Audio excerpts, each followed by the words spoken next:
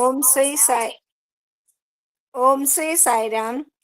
ഭഗവാന്റെ പാതാരവിന്ദങ്ങളിൽ സാഷ്ടാംഗം നമസ്കരിച്ചുകൊണ്ട് എല്ലാവർക്കും അന്തർശൗചയജ്ഞത്തിന്റെ 355 ഭാഗത്തിലേക്ക് സ്നേഹപൂർവ്വം സ്വാഗതം. ഇന്ന് നമുക്ക് വേണ്ടി ഹോസ്റ്റ് ചെയ്യുന്നത് പ്രേമസായി കാസർഗോഡാണ്. നമുക്ക് വേണ്ടി വായിക്കുന്നതും ഭജന പാടുന്നതും അനുഭവം പങ്കുവെക്കുന്നതും ശ്രീമതി അനുപമ നായർ എറണാകുളത്ത് നിന്നാണ്. അനുപമ വീഡിയോ ഓൺ ചെയ്തിട്ട് 3 പ്രാവശ്യം ഓങ്കാരവും 3 സായി ഗായത്രിയും പറഞ്ഞിട്ട് വായിച്ചോളൂ. ഒരു 8-10 മിനിറ്റ് വായിക്കുക, ഒരു 15-20 മിനിറ്റ് അനുഭവം പറയുക. സായിരാം.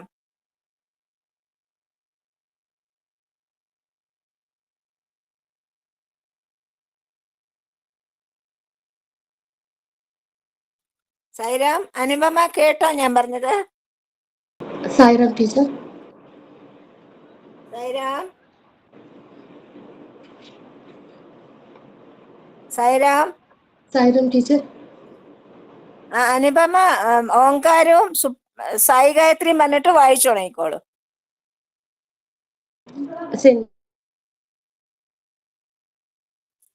പറ്റുമെങ്കിൽ വീഡിയോ ഓൺ ചെയ്തോളൂ.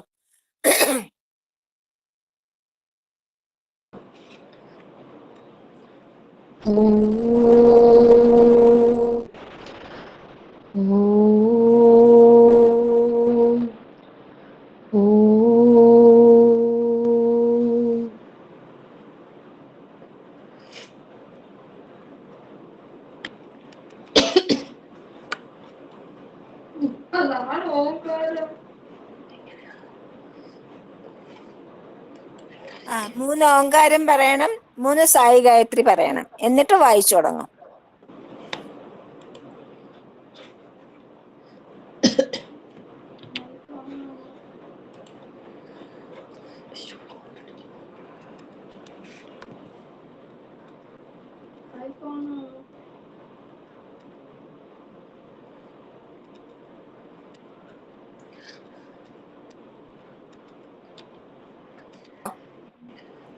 സായിരാം. ഓം സായീശ്വരായ വിദ്മഹേ സത്യദേവായ ധീമഹി തന്നോ സർവഃ പ്രചോദയാത്. ഓം സായീശ്വരായ വിദ്മഹേ സത്യദേവായ വീഡിയോ ഓഫ് ചെയ്യൂ. തന്നോ സർവഃ പ്രചോദയാത്. ഓം സായീശ്വരായ വിദ്മഹേ സത്യദേവായ ധീമഹി തന്നോ സർവഃ പ്രചോദയാത്. ഓം ശാന്തി ശാന്തി ശാന്തി.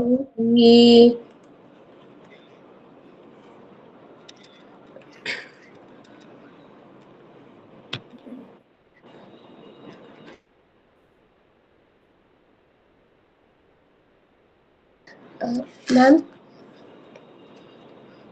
സായിരാം മാം, വായിച്ചോളൂ. എക്സ്പീരിയൻസ് ആദ്യം പറയട്ടെ മാം. പറഞ്ഞോളൂ, കുഴപ്പമില്ല. രശ്മികുട്ടി വീഡിയോ ഓഫ് ചെയ്യൂ.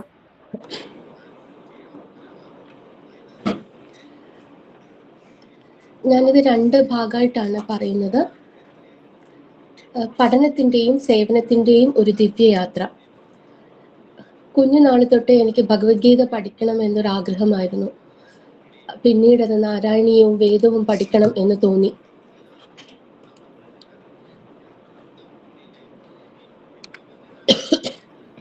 എന്നാൽ ഈ സ്വപ്നം പിന്തുടരാൻ എനിക്ക് അവസരം ലഭിച്ചിരുന്നില്ല.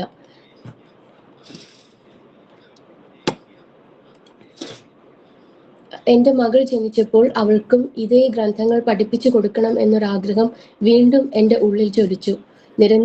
നിരന്തരമായ ശ്രമങ്ങളും അന്വേഷണങ്ങളും നടത്തിയിട്ടും എൻ്റെ വീടിനടുത്ത് അനുയോജ്യമായ ഒരു അധ്യാപികയെ കണ്ടെത്താൻ എനിക്ക് സാധിച്ചിരുന്നില്ല.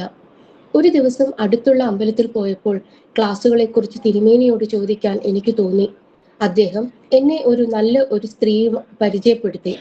പിന്നീട് അവരെനിക്ക് മിനിച്ചേച്ചിയായി. അവരിലൂടെയാണ് പട്ടം സമിതിയിലെ ഗിരിജ ടീച്ചറിനെ ഞാൻ കണ്ടുമുട്ടിയത്. അവർ ബാലവികാസ് പാഠ്യപദ്ധതികളെക്കുറിച്ചും അതിലെ പ്രവർത്തനങ്ങളെക്കുറിച്ചുമെല്ലാം എനിക്ക് ഉത്സാഹത്തോടെ വിശദീകരിച്ചു തന്നു. അതോടെ ഞാൻ മകളെ ക്ലാസ്സിൽ ചേർക്കാൻ തീരുമാനിച്ചു. ആദ്യത്തെ ക്ലാസ് കഴിഞ്ഞപ്പോൾ എനിക്കും ടീച്ചറിൽ നിന്ന് പഠിക്കാമോ എന്ന് ചോദിക്കാൻ ഒരു ധൈര്യം സംഭരിച്ചു. ടീച്ചർ അത് സസന്തോഷം സമ്മതിച്ചു. ഞാനൊരു സായി ഭക്ത കുടുംബത്തിൽ നിന്നായിരുന്നില്ലെങ്കിലും എൻ്റെ ഭദ്ര വീട്ടുകാർ ഭഗവാൻ ശ്രീ സത്യസായി ബാബയുടെ യഥാർത്ഥ ഭക്തരാണ്. ഈ ബന്ധം എൻ്റെ കുടുംബത്തിന് മുഴുവൻ ഈ മനോഹരമായ ജീവിതത്തിലേക്കും ആനന്ദത്തിലേക്കുമുള്ള ആദ്യ ചുവടായി മാറി.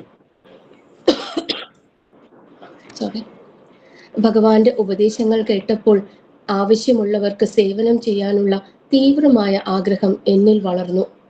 താമസിയാതെ ഞാൻ കാഴ്ചയില്ലാത്തവർക്ക് വേണ്ടിയുള്ള ശബ്ദമായി സേവനം ചെയ്യാൻ തുടങ്ങി. പൂർണ്ണമായും കാഴ്ചയില്ലാത്ത ഒരു അധ്യാപികയ്ക്ക് ബ്രെയിലി ലിപിയിലേക്ക് പകർത്തി നൽകാനായി ഞാൻ പുസ്തകങ്ങൾ വായിച്ചു കൊടുക്കുമായിരുന്നു. ഈ ശ്രമത്തിലൂടെ അവർക്ക് ലൈബ്രറിക്കായി നിരവധി പുസ്തകങ്ങൾ സൃഷ്ടിക്കാൻ കഴിഞ്ഞു. പിന്നീട് രാഷ്ട്രപതിയുടെ അവാർഡും അവർക്ക് ലഭിക്കുകയുണ്ടായി. കൂടാതെ കാഴ്ചയില്ലാത്ത കുട്ടികളുടെ സുഗമമായ വിദ്യാഭ്യാസത്തിനായി ഞാൻ ഓഡിയോ പാഠപുസ്തകങ്ങൾ നിർമ്മിച്ചു കൊടുത്തു.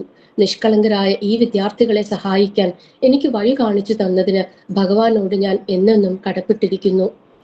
എൻ്റെ ആരോഗ്യം മോശമായിരുന്നപ്പോൾ പോലും ഈ കുട്ടികളെ സഹായിക്കുന്നതിലൂടെ എനിക്ക് ലഭിച്ച സന്തോഷവും ശക്തിയും എൻ്റെ ഊർജമായി മാറി. മറ്റൊരു എക്സ്പീരിയൻസ് ഞാൻ പറയാൻ ആഗ്രഹിക്കുന്നത് കൈലാസത്തിലേക്കുള്ള വിളി എന്ന ടൈറ്റിലൂടെയാണ്. ബാല്യം മുതൽ പരമശിവനോടുള്ള എൻ്റെ സ്വാഭാവികമായ ഭക്തി.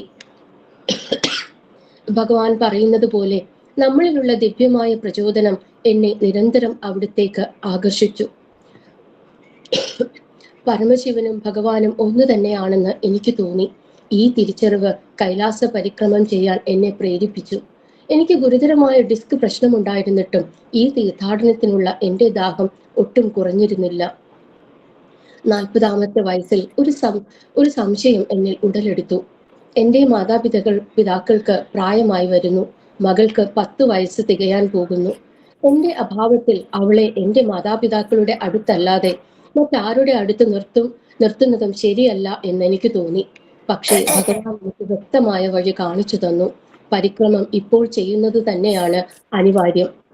ഈ ശക്തമായ ബോധ്യമാണ് കൈലാസ് മാനസരോവർ യാത്രയിലെ 24 ദിവസത്തെ ട്രക്കിങ്ങിലൂടെ എന്നെ നയിച്ചത്. ദുഷ്കരമായ കാലാവസ്ഥയും കഠിനമായ ഭൂപ്രകൃതിയും ഉണ്ടായിരുന്നിട്ടും എനിക്ക് ഒരു ആരോഗ്യ പ്രശ്നവും ഉണ്ടായില്ല. അത്ഭുതകരമെന്ന് പറയട്ടെ, എൻ്റെ മകൾ ഒരു ദിവസം പോലും സ്കൂളിൽ അവധിയെടുക്കേണ്ടിയും വന്നില്ല. ഈ സമയത്തിന്റെ കൃത്യതയെ സ്ഥിരീകരിക്കുന്ന മറ്റൊരു സൂചന ഇതായിരുന്നു. 2019 എൻ്റെ യാത്രയ്ക്ക് ശേഷം അടുത്ത തീർത്ഥാടക സംഘം ഈ വർഷം, അതായത് 2025 കൈലാസ യാത്രയ്ക്ക് പോയത്. ഇത് ഞാൻ എടുത്ത തീരുമാനം ഭഗവാന്റെ മാർഗനിർദ്ദേശപ്രകാരം മാത്രമായിരുന്നു എന്ന് ഉറപ്പിക്കുന്നു. കൂടുതൽ അഗാധമായ ഒരു കാരണവുമുണ്ട്. ഞാൻ 2019 പോയില്ലായിരുന്നുവെങ്കിൽ എനിക്കിനി ഒരിക്കലും അവസരം ലഭിക്കില്ലായിരുന്നു. കാരണം 2022 എനിക്ക് ബ്രെയിൻ സർജറി ചെയ്യേണ്ടി വന്നു. അത് എൻ്റെ വലതുവശത്തിന് ബലഹീനത ഉണ്ടാക്കി. എന്നിരുന്നാലും ആ ശസ്ത്രക്രിയയും അതിനുശേഷമുള്ള എൻ്റെ ഇന്നത്തെ ജീവിതവും എൻ്റെ ഭഗവാന്റെ അനുഗ്രഹം കൊണ്ട് അവിശ്വസനീയമായ വിധം സുഗമമായി.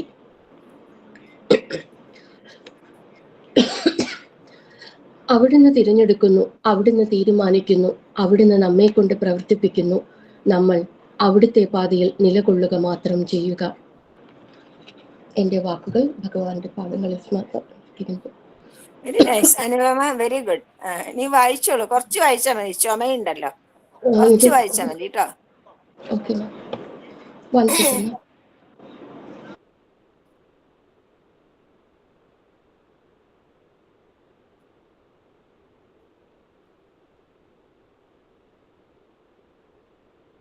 ഞാൻ വായിച്ചു തരണോ? ചുമയുള്ളതുകൊണ്ടാണ്. വേറെ ആർക്കെങ്കിലും വായിക്കാമായിരുന്നേ നന്നായിരുന്നു. എനിക്ക് നല്ല വേദന. ഞാൻ വായിക്കാം, കാരണം ചുമയുണ്ടല്ലോ, അതുകൊണ്ട് ഞാൻ വായിച്ചു തരാം കേട്ടോ. സായിരാം. സായിരാം. കർമ്മമാണ് എല്ലാത്തിനും ഉത്തരവാദി. നാം ഒരു കർമ്മം അനുഷ്ഠിക്കുമ്പോൾ അതിൻ്റെ ഫലത്തെക്കുറിച്ച് ബോധവാന്മാരല്ല. എന്തെങ്കിലും അത്യാപത്തുണ്ടാകുമ്പോൾ നാം വല്ലാതെ ദുഃഖിക്കുന്നു. ധർമ്മമോ നല്ലതോ ചീത്തയോ ആയ എല്ലാ സംഭവങ്ങളും അതിനും പിന്നിലും ഒരു കാരണമുണ്ട്. ആളുകൾ മരണദേവതയായ യമനെക്കുറിച്ച് സംസാരിക്കുന്നു. അദ്ദേഹം നിശ്ചയിച്ച സമയത്ത് എണ്ണമറ്റ രൂപങ്ങൾ ധരിച്ച് ജീവനെ കൊണ്ടുപോകുവാൻ വരുന്നു. ധർമ്മ യമനെ കാലൻ എന്നാണ് വിധിയെന്നോ വിളിക്കുന്നു. കർമ്മമാണ് എല്ലാത്തിനും ഉത്തരവാദി. ഒരു സാധാരണ സ്ത്രീക്ക് മനസ്സിലായ ഈ വസ്തുത നിനക്കെന്തുകൊണ്ടാണ് കാണുവാൻ സാധിക്കാത്തത്? നീ എല്ലാ ശാസ്ത്രങ്ങളിലും പാണ്ഡിത്യമുള്ളവനും എന്താണ് എട്ടെന്ന് അറിയുന്നവനുമാണെന്ന്, ചൂതുകളി 5 വലിയ പാപങ്ങളിൽ ഒന്നാണെന്ന് അറിഞ്ഞുകൊണ്ട് തന്നെ നീ എന്തിനതിന് വശംവദനായി എന്ന് ഭഗവാൻ ധർമ്മജനോട് ചോദിച്ചു. തൽഫലമായി നിനക്ക് സകുടുംബം വനവാസം ചെയ്യേണ്ടി വന്നതുൾപ്പെടെ അനേകം കഷ്ടതകൾ സഹിക്കേണ്ടി വന്നു. ആ കടുത്ത യാതനകളെല്ലാം നിന്റെ കർമ്മത്തിന്റെ അനന്തരഫലങ്ങൾ ആയിരുന്നില്ലേ? തൻ്റെ പ്രവൃത്തിയുടെ ഫലത്തിൽ നിന്നും രക്ഷപ്പെടുവാൻ ആർക്കും കഴിയുകയില്ല. ഈശ്വരാനുഗ്രഹത്തോടുകൂടി ആ ഫലങ്ങളെ അതിജീവിക്കുവാൻ സാധിക്കും. പക്ഷേ ഒരാൾ ഈശ്വരന്റെ ആജ്ഞ പാലിക്കാതെ ഇരിക്കുകയാണെങ്കിൽ ആർക്കും തന്നെ അയാളെ രക്ഷിക്കുവാൻ സാധിക്കുകയില്ല. കൃഷ്ണന്റെ ആജ്ഞയ്ക്കെതിരെ പോയാൽ നിനക്ക് നിന്റെ പ്രവൃത്തിയുടെ ഫലങ്ങളിൽ നിന്നും രക്ഷിക്കുവാൻ ആർക്കും സാധിക്കുകയില്ല. ഈശ്വരേച്ഛയ്ക്ക് കീഴടങ്ങുക. അവസാനം ഭീഷ്മർ യമധർമ്മന് ഈ ഉപദേശം ധർമ്മജന് ഈ ഉപദേശം നൽകി. എല്ലാ കർമ്മങ്ങളുടെയും അടിസ്ഥാനം ഈശ്വരേച്ഛയാണ്. ഈശ്വരന് കർമ്മഫലങ്ങളെ അസാധുവാക്കുവാനും അവയ്ക്കുള്ള പാപപരിഹാര മാർഗങ്ങൾ നിർദ്ദേശിക്കുവാനും കഴിയും. അതുകൊണ്ട് ഈശ്വരാജ്ഞയ്ക്ക് ആത്മാർത്ഥതയോടെ നടപ്പിൽ വരുത്തുവാൻ ശ്രമിക്കുകയാണ് നിന്റെ കർത്തവ്യം. നീ അതിന് വിപരീതമായി പ്രവർത്തിച്ചാൽ നീ നിന്റെ ജീവിതം നശിപ്പിക്കുകയും കൃഷ്ണന്റെ ആജ്ഞയെ ശിരസാവഹിച്ച് കിരീടധാരണം നടത്തുക. എന്നിരുന്നാലും എങ്ങനെയാണ് കർമ്മത്തിന്റെ നിയമം പ്രവർത്തിക്കുന്നതെന്ന സംശയം ധർമ്മജനെ വീണ്ടും നിരന്തരം പീഡിപ്പിച്ചുകൊണ്ടിരുന്നു. പാമ്പ് കടിച്ച ബാലൻ മരിച്ചത് വിധിയുടെ നിയമമായിരുന്നോ?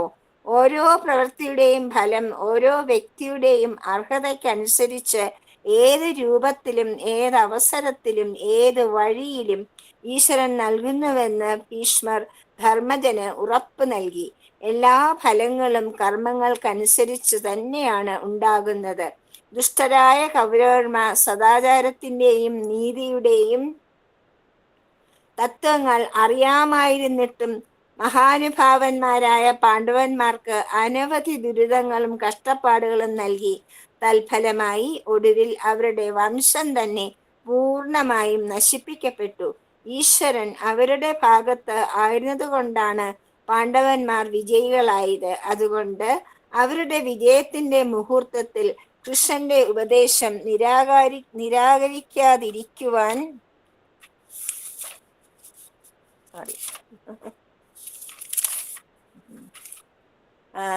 ഭീഷ്മർ പാണ്ഡവരെ ഉപദേശിച്ചു. ഏത് രൂപത്തിലും ഏത് രീതിയിലുമാണ് കർമ്മം ഒരു വ്യക്തിയെ അനുഗമിക്കുക എന്നത് വിവരിക്കുവാൻ എളുപ്പമല്ല. തൻ്റെ കൊമ്പുകളെ കുറിച്ചും വലിപ്പത്തെക്കുറിച്ചും അഭിമാനം കൊള്ളുന്ന ഒരു പശു അതിൻ്റെ കർമ്മഫലത്താൽ അതിൻ്റെ നാസാദ്വാരങ്ങളിലൂടെ കടത്തിവിട്ട ഒരു കയറുകൊണ്ട് നിയന്ത്രിക്കപ്പെടുന്നതായി തീരുന്നു. അതുകൊണ്ട് എന്ത് ബുദ്ധിമുട്ടുകൾ ഉണ്ടായാലും അത് കഴിഞ്ഞുപോയ കർമ്മത്തിന്റെ ഫലങ്ങൾ ആണെന്നറിയുവാൻ ഒരാൾ അവയെല്ലാം നിശബ്ദം സഹിക്കണം. പക്ഷേ ഈശ്വരാനുഗ്രഹം നേടിക്കൊണ്ട് ഫലങ്ങളെ ലഘൂകരിക്കുവാനും മാറ്റുവാനും സാധിക്കും. നിങ്ങൾ വിതയ്ക്കുന്നത് നിങ്ങൾ കൊയ്യും. ആളുകൾ ഇന്ന് ഈ വിധത്തിലല്ല വസ്തുക്കളെ വീക്ഷിക്കുന്നത്. ഒരു വ്യക്തിയെ അയാളുടെ നിർഭാഗ്യങ്ങൾക്ക് കാരണക്കാരായി കരുതിക്കൊണ്ട് തങ്ങളുടെ പ്രവൃത്തികളെക്കുറിച്ച് ചിന്തിക്കാതെ അവർ അയാളെ കുറ്റപ്പെടുത്തുന്നു. അവർ ഈ പഴമൊഴിയിലെ സത്യത്തെക്കുറിച്ച് അറിയണം. നിങ്ങൾ എന്ത് വിതയ്ക്കുന്നുവോ അത് കൊയ്യും. നിങ്ങളുടെ ഇപ്പോഴത്തെ അവസ്ഥ നിങ്ങളുടെ ഭൂതകാല കർമ്മത്തിന്റെ ഫലമാണ്. അതുകൊണ്ട് ഇപ്പോൾ സൽക്കർമ്മങ്ങൾ ചെയ്തുകൊണ്ട് നിങ്ങൾ ഭാവിയിലെ സൽഫലങ്ങൾ ഉറപ്പുവരുത്തുക. സന്തോഷത്തിന്റെയോ സന്താപത്തിന്റെയോ ലാഭത്തിനോ നഷ്ടത്തിനോ അവനവന്റെ കർമ്മങ്ങളാണ് ഉത്തരവാദികളെന്ന് ഓരോരുത്തരും മനസ്സിലാക്കണം. ഈശ്വരന്റെ നിരോധനാജ്ഞകൾ നിരാകരിക്കുകയോ അതിലംഘിക്കുകയോ ചെയ്യുന്നത് കൊണ്ട് നിസ്സാരമായ മറ്റൊരു പ്രവൃത്തി, അതിലും വലിയ ഒരു നിന്ദ്യമായ പ്രവൃത്തിയില്ല. വേദങ്ങൾ കർമ്മത്തിന്റെ പ്രധാന പങ്കിനെ കുറിച്ച് ഊന്നി പറഞ്ഞിട്ടുണ്ട്. അതിന് നടത്തിപ്പിന് അനുയോജ്യമായ ആദരവ് നൽകണമെന്നും ഉപദേശിച്ചിട്ടുണ്ട്. എല്ലാ ഉപദേശങ്ങളുടെയും ആന്തരാർത്ഥം മനസ്സിലാക്കുവാൻ വിദ്യാർത്ഥികൾ ശ്രമിക്കണം. വ്യക്തികളുടെ പ്രവൃത്തികളോ വാക്കുകളോ മൂലം അവർ സ്വയം അസ്വസ്ഥരാകരുത്. അവർ തങ്ങൾക്ക് നൽകിയിരിക്കുന്ന കർത്തവ്യങ്ങളിൽ ഏകാഗ്രത പുലർത്തണം. ബുദ്ധിമാന്മാരായ വ്യക്തികൾ ആ സമയത്തെ വസ്തുതകളെക്കുറിച്ച് ചർച്ച ചെയ്തേക്കാം. സമചിത്തരാകുവാൻ വ്യക്തികളെ കൊണ്ട് ചർച്ച ചെയ്യുന്നു. 2 തരത്തിലുള്ള ചർച്ചകളും നിഷ്പ്രയോജനകരമായ അഭ്യാസങ്ങൾ മാത്രമാണ്.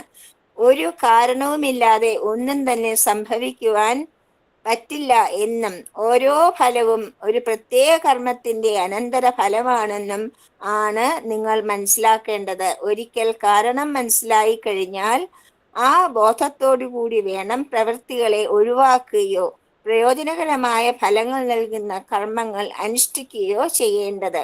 നിങ്ങളുടെ പ്രവൃത്തികൾ മറ്റുള്ളവർ ശ്രദ്ധിക്കുകയോ ഇല്ലയോ എന്നോർത്ത് അസ്വസ്ഥ ചിത്തരാകാതിരിക്കുക. ഈശ്വരൻ തീർച്ചയായും നിങ്ങളുടെ കർമ്മങ്ങളെ നിരീക്ഷിക്കുന്നുണ്ട്. അതുകൊണ്ട് എപ്പോഴും എല്ലാ അവസരങ്ങളിലും ധർമ്മബോധത്തോടുകൂടി പ്രവർത്തിക്കുന്നതിൽ നിങ്ങൾ ശ്രദ്ധ ചെലുത്തണം. ജയ് സായിരാം. അനുപമ, ഭഗവാന്റെ ഒരു വീഡിയോ കഴിഞ്ഞിട്ട് ഒരു ഭജന പാടൂ. മോളുണ്ടെങ്കിൽ മോൾക്കും പാടാം കേട്ടോ. Sai Ram.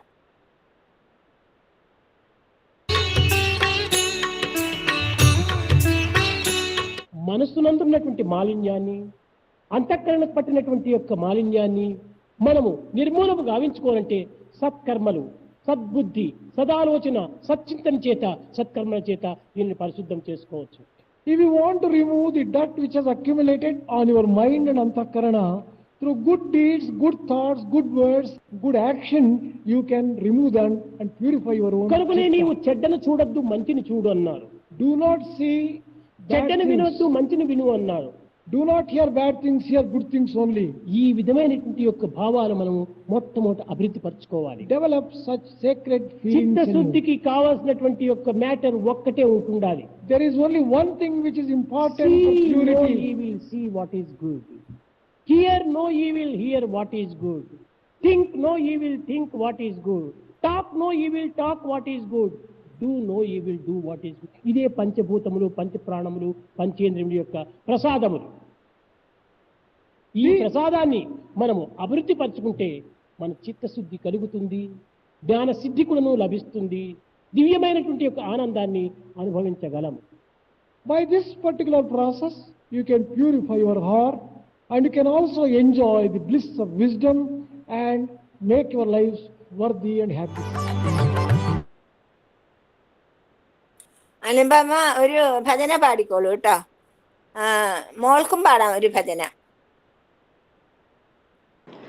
Okay, ma'am. Saira. Ganesh शरणं परमपावनं सत्यसायिनं गजाननं. गणेश शरणं परमपावनं सत्यसायिनं गजाननं. नित्यस्मरणं परमपावनं सत्यसायिनं गजाननं. नित्यस्मरणं परमपावनं सत्यसायिनं गजाननं. सद्गुरुचरणं परमपावनं सत्यसायिनं गजाननं. सद्गुरुचरणं परमपावनं सत्यसायिनं गजाननं. भवभयहरणं परमपावनं സത്യസായിനം ഗജാനനം ഭവനഹരണം പരമപാവനം സത്യസായിനം ഗജാനനം ഗണേശ ശരണം പരമപാവനം സത്യസായിനം ഗജാനനം നിത്യസ്മരണം പരമപാവനം സത്യസായിനം ഗജാനനം സദ്ഗുരുചരണം പരമപാവനം സത്യസായിനം ഗജാനനം ഭവഭയഹരണം പരമപാവനം സത്യസായിനം ഗജാനനം ഗണേശ ശരണം പരമപാവനം സത്യസായിനം ഗജാനനം. മോളെ ഒന്ന് കാണട്ടെ, വീഡിയോ ഓൺ ചെയ്യൂ.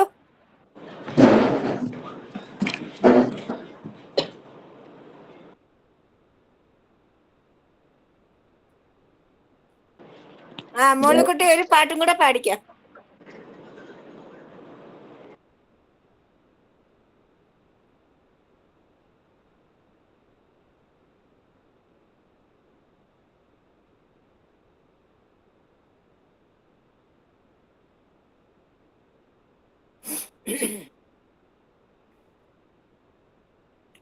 ഓർമ്മ വരുന്നില്ല?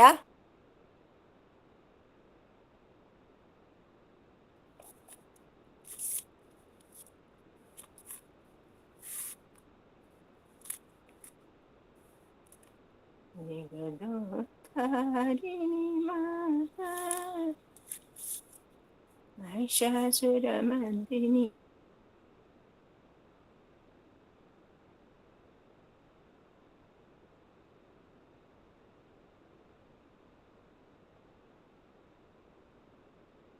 പാടുന്നില്ലേ? महिषासुरमर्दिनी ममतापविमोचिनी माधव सोदरी मङ्गलकारिणी महिषासुरमर्दिनी ममतापविमोचिनी माधव सोदरी मङ्गलकारिणी शिवशक्तिरूपिणी सत्यसाईश्वरी शिवशक्तिरूपिणी सत्यसाईश्वरी संगीतरूपिणी सरस्वती नमोस्तुते संगीतरूपिणी सरस्वती नमोस्तुते महिषासुरमर्दिनी ममतापविमोचिनी माधव सोदरी मङ्गलकारिणी शिवशक्तिरूपिणी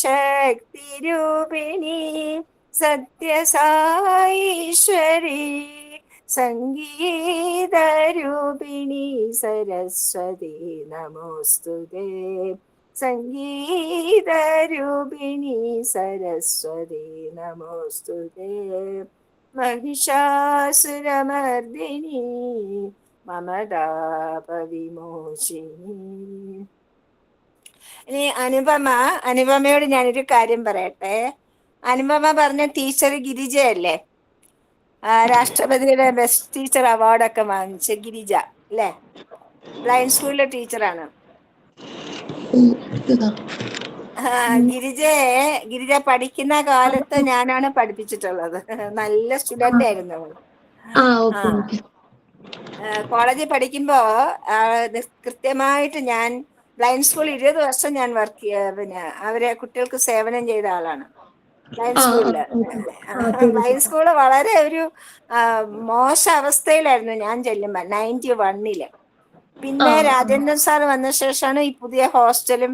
ഇപ്പൊ പിന്നെ അതിനേക്കാളും ഞാൻ 19 പോയപ്പോ അതിനേക്കാളും ഒക്കെ വളരെ കേമമായിട്ട് കമ്പ്യൂട്ടർ റൂം എല്ലാം വന്ന് ഒരുപാട് വലുതായി. ഇപ്പൊ ഗിരിജ അവിടെ ടീച്ചറാണ്. അവളെ കൊച്ചിലെ പഠിപ്പിച്ചത് ഞാൻ ഒരുപാട് കുട്ടികളെ പഠിപ്പിച്ച കൂട്ടത്തില് അവളെ പഠിപ്പിച്ചത് ഞാനാണ്. അവള് പഠിച്ച സ്കൂളിൽ തന്നെ അവൾക്ക് ജോലിയും കിട്ടി. അവൾക്ക് ബെസ്റ്റ് ടീച്ചർ അവാർഡ് പിന്നെ രാഷ്ട്രപതിയിൽ നിന്ന് കിട്ടുകയും ചെയ്തു. വളരെ നല്ല കമ്മിറ്റഡ് ആയിട്ടുള്ളൊരു ടീച്ചറാണ്. അനുപമ അനുപമ ഞാൻ പോയി തിരിച്ചു വന്ന ശേഷമായിരിക്കണം പോയിട്ടുള്ളത് അല്ലേ? അതെ അതെ. ഞാന് 2009 വരെ, അതായത് 10 വരെ, തിരുവനന്തപുരം വിടുന്നത് വരെ റെഗുലറായിട്ട് എല്ലാ ശനിയാഴ്ചയും ഞായറാഴ്ചയും സ്കൂളിലും ഹോസ്റ്റലിലുമായിട്ട് പോകുമായിരുന്നു. ഗവൺമെന്റ് സ്കൂളിലും ഗവൺമെന്റ് ഹോസ്റ്റലിലും. അങ്ങനെ അങ്ങനെ അതാണ്. അവിടെ ഞാനാണ് തുടങ്ങി വെച്ചത്. ഭഗവാന്റെ ജന്മദിനത്തിന് നമ്മൾ അവിടെ പ്രോട്ടീൻ കൊടുക്കുക, സായി പ്രോട്ടീൻ കൊടുക്കുക, കുട്ടികൾക്ക് പുസ്തകങ്ങൾ കൊടുക്കുക, ഡെയിലി പഠിപ്പിക്കുക. ഞങ്ങൾ ഫോർത്ത് സമിതിയിൽ നിന്ന് കുറേ പേരും, പിന്നെ സിറ്റി സമിതിയിൽ നിന്ന് ലീല ചേച്ചി അങ്ങനെയുള്ളവരും പിന്നെ വളരെ റെഗുലറായിട്ട് പോകുമായിരുന്നു. അതുപോലെ തന്നെ അവര് ഫോർത്ത് സമിതി നമ്മൾ അവരെ പിന്നെ എന്താ പറയാ ദത്തെടുത്തിട്ട് സ്കൂളിൽ ഒരുപാട് ക്ലീനിങ് വർക്ക്, വെള്ളം, അത് ഇത് അങ്ങനെയുള്ള കാര്യങ്ങളൊക്കെ ഫോർത്ത് സമിതി ചെയ്തുകൊണ്ടിരുന്നു. എല്ലാ ജന്മദിനത്തിനും, ഭഗവാന്റെ ജന്മദിനത്തിനും നമ്മള് കുട്ടികൾക്ക് സദ്യ കൊടുക്കാൻ തുടങ്ങി. ഇപ്പോഴും ഫോർത്ത് സമിതി ഇത് ചെയ്യുന്നുണ്ട്. ഇപ്പൊ ബ്ലൈൻഡ് സ്കൂള് ഞാൻ ചെന്ന കാലത്ത് ഒരു പിക്സ്റ്റൈ എന്ന് തന്നെ പറയാം, ഒരു പന്നിക്കൂട് പോലിരുന്ന സ്കൂളാണ് ഇപ്പൊ ഈ മാതിരി ആയിരിക്കുന്നത്. അത് ഭഗവാന്റെ വെറും അനുഗ്രഹം. കാരണം ഞാനൊരു സാറിന്റെ അടുത്ത് പോയി പറഞ്ഞു 91 തിരുവനന്തപുരത്ത് വന്നപ്പോ, ഞാൻ പറഞ്ഞു ഞാൻ ആഴ്ചതോറും വന്നിട്ട് കുട്ടികൾക്ക് കുറച്ച് മൂല്യാധിഷ്ഠിത കഥകളൊക്കെ പറഞ്ഞ് പാട്ടൊക്കെ പാടി കൊടുത്തോട്ടേന്ന് ചോദിച്ചു. അപ്പൊ ആ സാറ് പറഞ്ഞു, മാഡം ഇവിടെ പലരും ഇങ്ങനെ വരാറുണ്ട്, വന്ന് 1 ക്ലാസ് 2 ക്ലാസ് കഴിഞ്ഞാൽ പിന്നെ അവരുടെ പൊടി പോലും കാണാറില്ല എന്ന് പറഞ്ഞു. അപ്പൊ ഞാൻ പറഞ്ഞു, മാഷേ ഞാൻ അങ്ങനെ ഒരാളല്ല. കാരണം ഞാൻ സത്യസായി ബാബയുടെ ഭക്തയാണെന്ന് പറയാൻ ആഗ്രഹിക്കുന്ന ഒരാളാണ്. ഞാൻ ഭഗവാനോടാണ് കമ്മിറ്റ് ചെയ്തിരിക്കുന്നത്. ഭഗവാന്റെ കാഴ്ചയില്ലാത്ത കുട്ടികളെ ഞാൻ നോക്കിക്കോളാം. അങ്ങനെ ഒരു വാഗ്ദാനം ഞാൻ ഭഗവാനാണ് കൊടുത്തിരിക്കുന്നത്. അതുകൊണ്ട് മാഷ് നോക്കിക്കോളൂ, എത്ര കാലം നമുക്ക് പോവാം. അദ്ദേഹം ഒരു താൽക്കാലിക പ്രിൻസിപ്പൽ ആയിരുന്നു. അദ്ദേഹം എനിക്ക് തോന്നുന്നു 3-4 മാസം കഴിഞ്ഞപ്പം അങ്ങേര് റിട്ടയർ ആയി പോയി. അപ്പൊ അദ്ദേഹം പറഞ്ഞു, ഈ 3-4 മാസം തന്നെ മാഡം എല്ലാ ശനിയാഴ്ച ഉണ്ടെങ്കിൽ ഞാൻ അവിടെ പോയിരിക്കും. അങ്ങനെ പിന്നെ ഫ്രണ്ട്സിനെയൊക്കെ കൊണ്ടുപോകാൻ തുടങ്ങി. പിന്നെ ആ സ്കൂളിന്റെ ഓരോ വളർച്ചയിലും ഞാൻ ഉണ്ടായിരുന്നു അവിടെ, കാണാനും കേൾക്കാനും അനുഭവിക്കാനും ഒക്കെ. അപ്പൊ അങ്ങനെ അതായത് അനുപമ അവിടെ വർക്ക് ചെയ്തെന്നുള്ളതിൽ വളരെ വളരെ സന്തോഷമുണ്ട്. അനുപമയുടെ ആറ്റിറ്റ്യൂഡ് എനിക്ക് ഭയങ്കര ഇഷ്ടമാകുന്നുണ്ട്. കാരണം എനിക്കറിയാം the problem you are facing.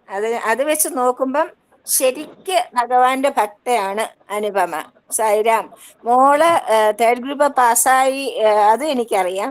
അവളെ അങ്ങനെ പാസ്സാക്കി എടുത്തതും അനുപമയാണ്. അത് എനിക്കറിയാം. അമ്മയ്ക്കും മോൾക്കും ഭഗവാന്റെ അനുഗ്രഹം ഒരുപാട് ഉണ്ടാവട്ടെ എന്ന് പ്രാർത്ഥിക്കുന്നു. സായിരാം. സായിരാം ചേച്ചി. സായി ഉപമ ലളിതമായ സാധനയിലൂടെ ഭഗവത് അനുഗ്രഹം എങ്ങനെ നേടാം?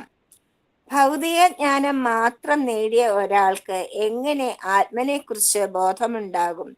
സ്വയം തരം താഴ്ത്തി ദുഃഖിക്കേണ്ട ഒരു കാര്യവുമില്ല. എന്തെന്നാൽ നിസ്സാരരായ ആളുകൾ വലിയ തീരുമാനങ്ങൾ എടുക്കുമ്പോൾ അവർ ശ്രേഷ്ഠരായ ആളുകളിൽ നിന്നും അഭിനന്ദനം നേടുന്നു.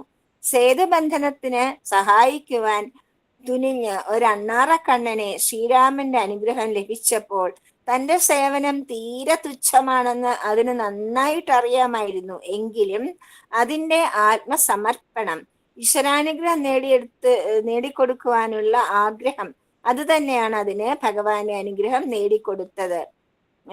ആത്മസമർപ്പണം കൊണ്ട് മാത്രമേ ഉത്തമമായ ലക്ഷ്യങ്ങൾ നേടുന്നതിന് സാധിക്കുകയുള്ളൂ. പക്ഷേ മനുഷ്യൻ ഉന്നതമായ ലക്ഷ്യങ്ങൾ നേടുന്നതിനായി ചെറിയ ശ്രമങ്ങൾ പോലും എടുക്കുവാൻ ശ്രമിക്കുന്നില്ല.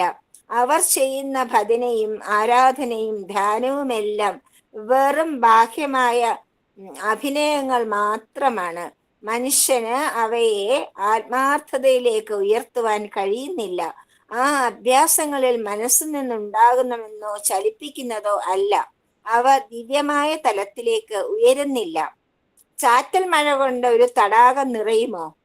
ഉമിനീര് കൊണ്ട് നിങ്ങളുടെ ദാഹം ശമിപ്പിക്കുവാനാകുമോ? ശ്വാസം പിടിക്കുന്നത് കൊണ്ട് വയറ് നിറയുമോ? പുല്ല് കത്തിക്കുന്നത് കൊണ്ട് തീക്കട്ടകൾ ലഭിക്കുമോ എന്നാണ് ഒരു കവി ചോദിക്കുന്നത്. വിറക് കത്തിച്ചാലേ കരിക്കട്ട ലഭിക്കൂ. ഇടതൂർന്ന് മഴ പെയ്താൽ മാത്രമേ തടാകം നിറയുള്ളൂ. ഒരു കപ്പ് തണുത്ത വെള്ളം കുടിച്ചാൽ മാത്രമേ ദാഹം ശമിപ്പിക്കുവാനാകൂ. ഭക്തി നിറഞ്ഞു തുളുമ്പുന്ന ഹൃദയത്തിന് മാത്രമേ പൂർണ്ണമായ സമർപ്പണം സാധിക്കുകയുള്ളൂ. രത്നങ്ങൾ ഭൂമിയുടെ അഗാധതലത്തു നിന്നേ ലഭിക്കുകയുള്ളൂ. അത് അന്തരീക്ഷത്തിൽ നിന്നും ഒരിക്കലും ഒഴുകി നടക്കുന്നവയല്ല. നിങ്ങളുടെ അന്തരംഗത്തിലെ അഗാധതയിൽ ഈശ്വരനെ തിരയുക. അവിടെ അല്ലാതെ വർണ്ണാഭവും കൊതിപ്പിക്കുന്നതുമായ പ്രകൃതിയിൽ ബാഹ്യലോകത്തിലല്ല ഈശ്വരനെ തിരയേണ്ടത്. നിങ്ങളുടെ ഹൃദയ ആകാശത്തിലാണ്. സായിരാം. സമസ്തലോകാ സുഖിനോ ഭവന്തു. സമസ്തലോകാ സുഖിനോ ഭവന്തു. സമസ്തലോകാ സുഖിനോ ഭവന്തു. ഓം ശാന്തി ശാന്തി ശാന്തി. ജയ് സായിരാം. ജയ് സായിരാം, ജയ് സായിരാം, ജയ് സായിരാം. സായിരാം.